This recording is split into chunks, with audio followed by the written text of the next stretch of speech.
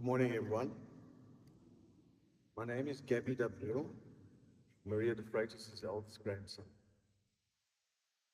On behalf of my uncle Frank, Lawrence, Paul, and our families, thank you for being here today.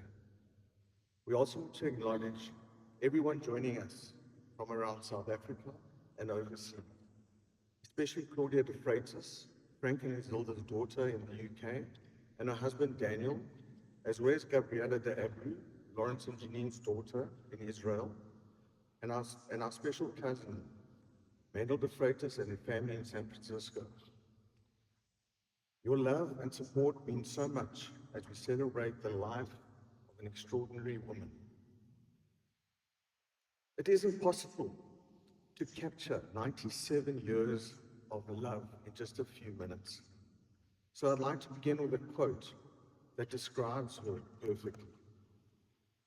It takes someone brave to be a mother, someone strong to raise a child, and someone special to love someone more than herself. That was our mom, gran, and great-gran.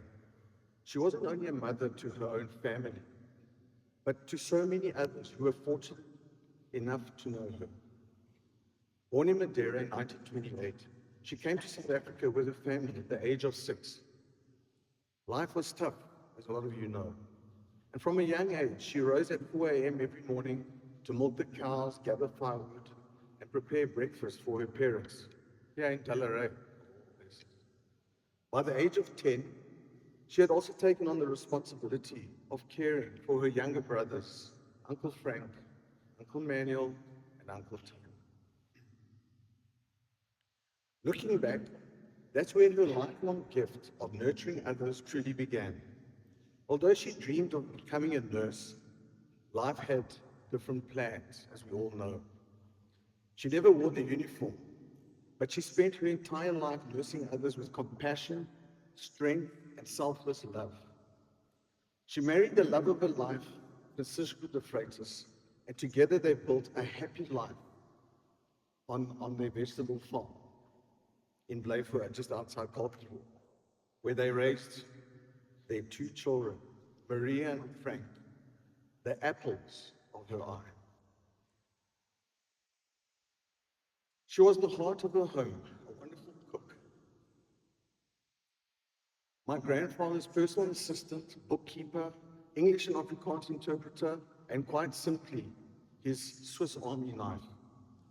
But the Kinga, as she was affectionately known, helped many Portuguese families find their feet in South Africa. And if there was a problem, she always found a solution. To us, she was our family's MacGyver. She was strict and believed in doing things the right way, but she seemed to grow softer with each new generation of grandchildren. Behind her firmness was a gentle heart, a deep love for her family, and a wonderful sense of humor that brought joy and laughter to everyone around her. She loved bringing the family together, and many of us remember her famous lunches and her tiny kitchen, somehow squeezing 10 people around a table for 4. It wasn't the size of the room that mattered. It was the size of her heart. We all know that some of Mom's favorite pastimes were reading, sewing, gardening, and of course chatting. Living far from many of her family and friends, she always enjoyed keeping in touch and often spending hours on the phone with her friends and cousins, Auntie Mary, Auntie Dolores, Auntie Louisa, and Auntie Margaret, among many others.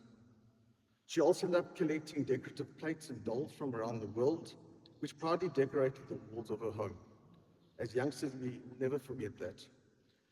Then came the great heartbreak of her life. She lost her beloved daughter Maria, our mother and Frank's sister. True to the words of that opening quote, she found the strength to become a mother once again. She lovingly helped raise Paul, who was just 4 years old at the time, and became a mother to Lawrence and I. Her love, strength, and resilience carried us through one of the darkest times in our lives. After Frank's father, our grandfather, passed away, she remained the matriarch and the glue that held our family together. Even in her later years, She never lost her sharp wit, her independence, and her wonderful sense of humor.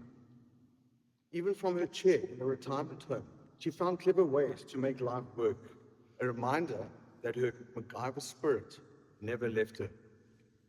Mom,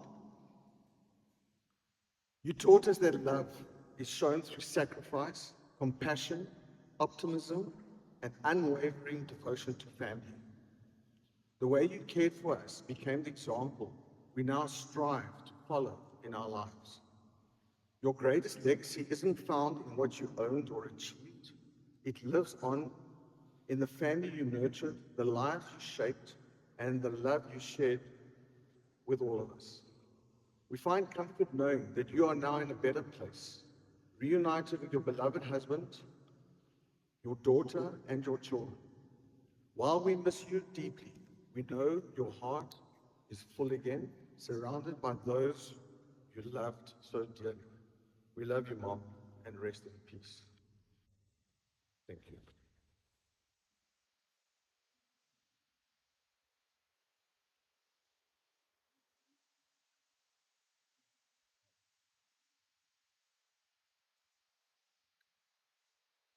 Oh, Francisco. Yeah.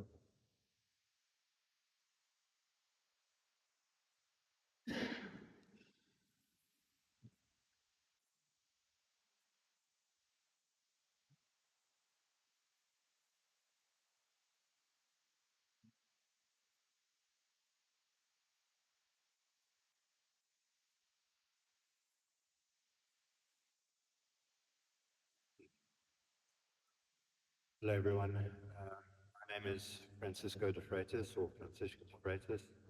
I am my mom's grandson, and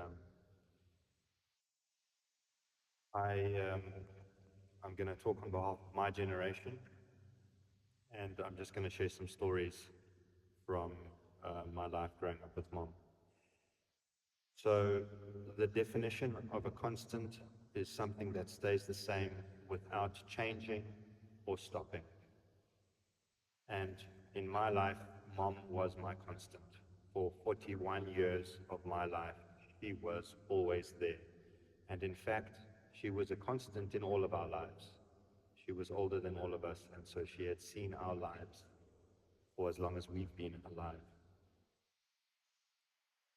I knew Maria as mom, but she was also known as Maria, Mary, Auntie Mary, Granny, Grandma, Madrinha, just to name a few.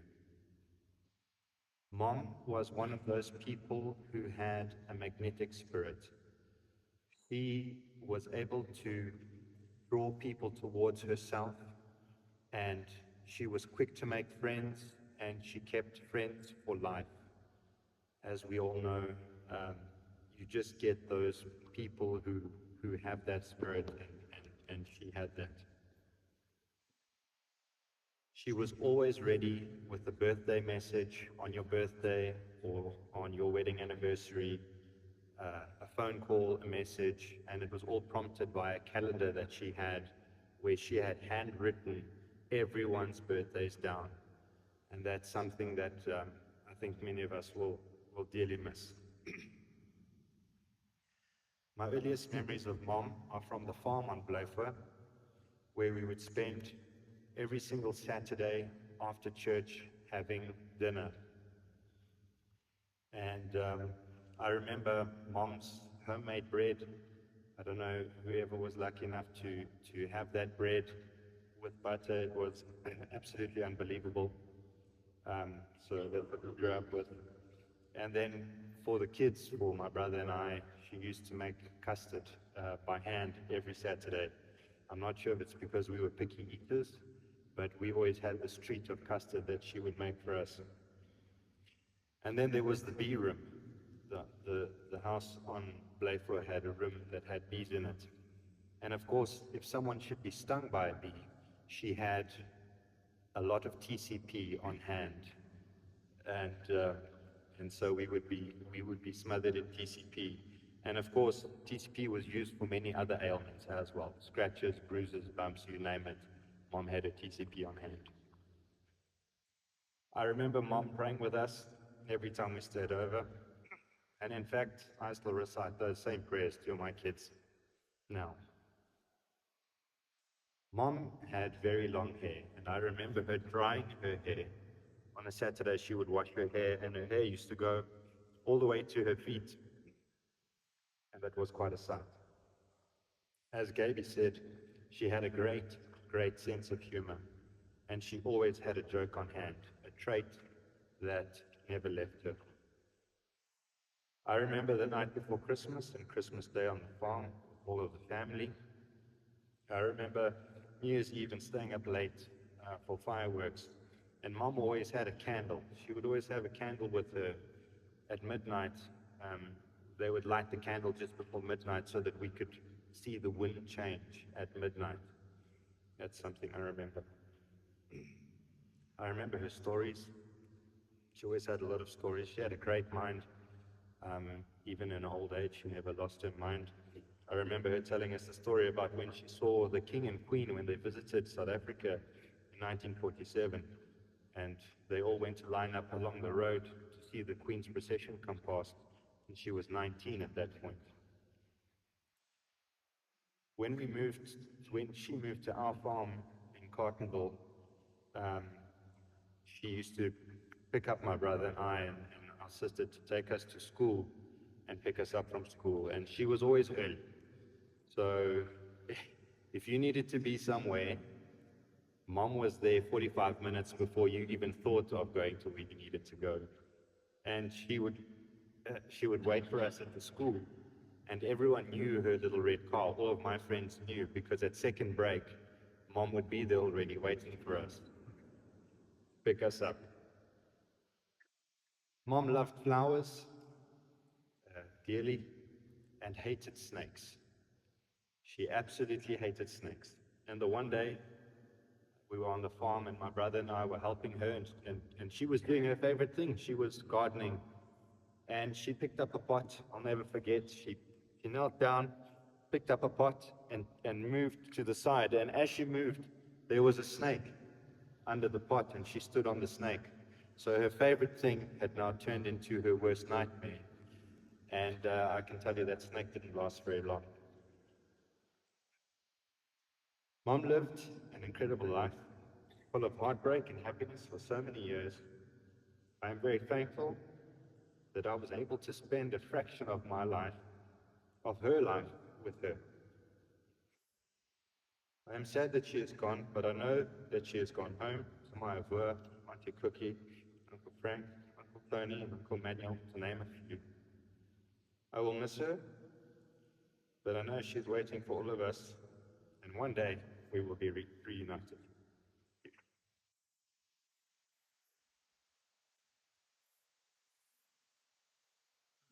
Dana.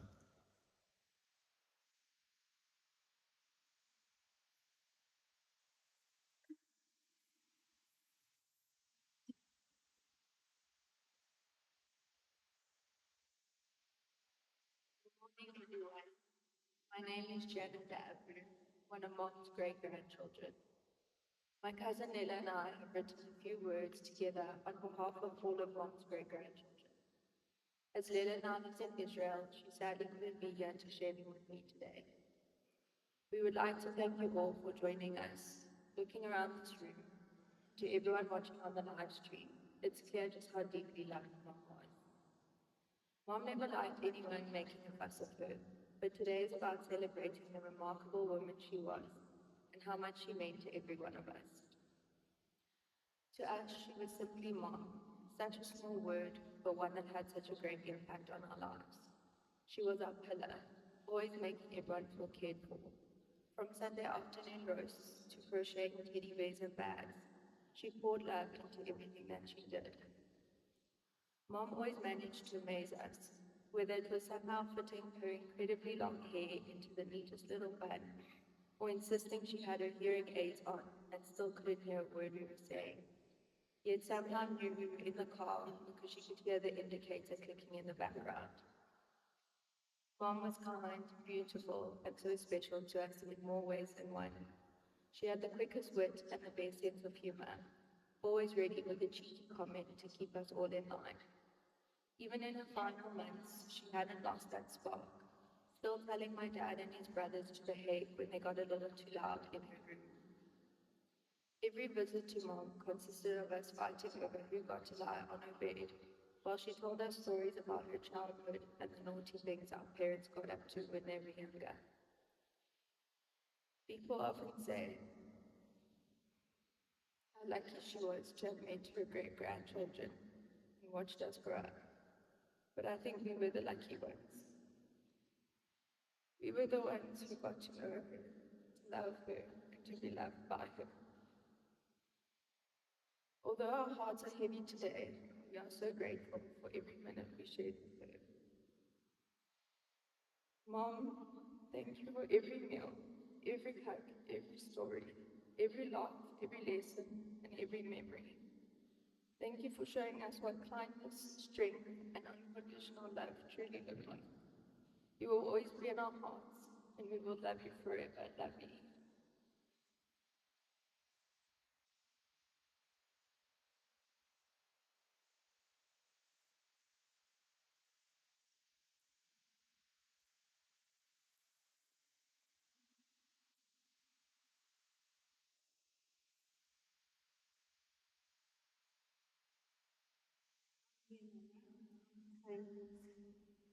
Santa's daughter. Um, and Mary's my aunt. So, I have a letter here my dad gave me about 15 years ago. Read it, and I said, I'm going to read that to Auntie Mary's funeral one day. Just to show you her character and her kindness and who she is. It's from box 66 Albehalsa. That was the address. Worked it out, it must have been around about 1963. Spoke to Auntie Selena earlier, maybe 1964. Writing it to my dad.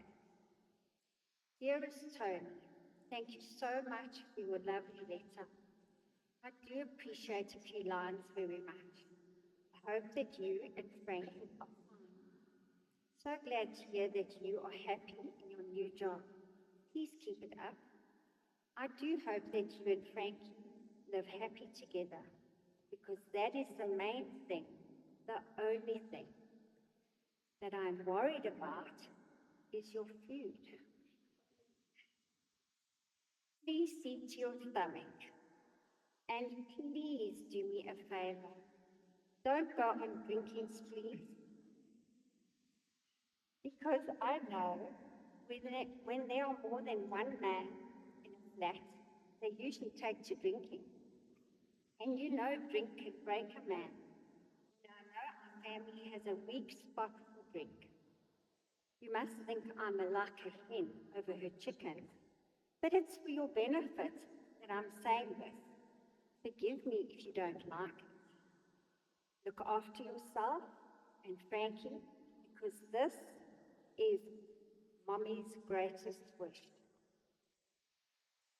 Tony, I knew when you went to Madeira that you would come back to Helen. I see no wrong in the girl. She has been faithful to you. She would not have gone back to school for a year had she not loved you. Now you must do what you think is right. After all, you will have to spend the rest of your life married. You must face life together through thick and thin. And the girl you choose for your wife, I shall accept. I shall accept her as a sister, and my only wish is to see you happy. And this applies to any of my brothers. I do like Helen. Daniel and Josie were here yesterday. I got a letter from Mommy, but I don't know whether it was before you were here or after. Anyway, she says that she has missed you terribly. And as we can well imagine, she sits in a corner and cries herself sick. Oh well, that is her life. She was to carry that cross. She was born to carry that cross. God only knows what cross we have to carry in our short life. Well, Tony, I shall see you soon. Come before lunch, and you will always get us at home. But after lunch, not always. Give my love to Frankie, not forgetting yourself. Be good. Love from all, your sister Mary.